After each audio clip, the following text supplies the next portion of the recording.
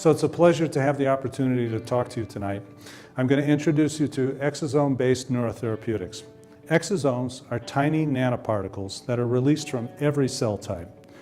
But when they're released from immune cells, they have the capacity to carry special cargo that can travel to the brain and make it healthier. Well, it's our plan to use these exosomes to repair damaged myelin. Myelin is the insulation around nerve fibers. It's essential for cognition. It increases as you learn more. It's essential for normal brain function. And it's busted in multiple sclerosis, migraine, and trauma. And you can see that collectively, this results in over $100 billion of healthcare costs a year. And this is what we find particularly fascinating, and I use with my patients all the time.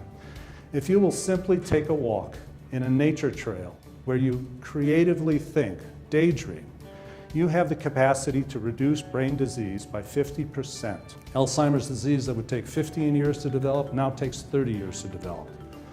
Well, we discovered that this involves exosomes released into the serum that have the capacity to myelinate brain, which otherwise, as that brain ages, demyelinates.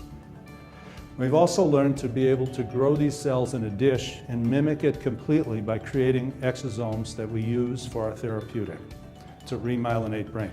We're at the juncture with our IP of now developing human scalable exosome samples from two types of preparations, skin biopsies and bone marrow, where we convert them to pluripotent stem cells, then to dendritic cells, then to the exosomes, so that within a year to two, we expect to be at clinical trials. So it's particularly fun for me to say that this work would be impossible without the creative synergy that's allowed us to do translational science, transferring it to therapeutics. It's a reason I came to Chicago. I've been here 30 years.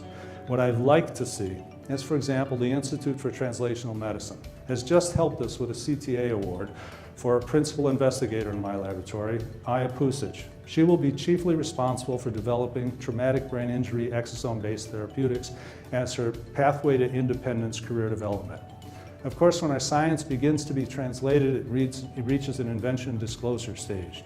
Here, it's been instrumental for us to have the Technology, Commercialization, and Licensing Office prosecute our patents and get the word out on our work.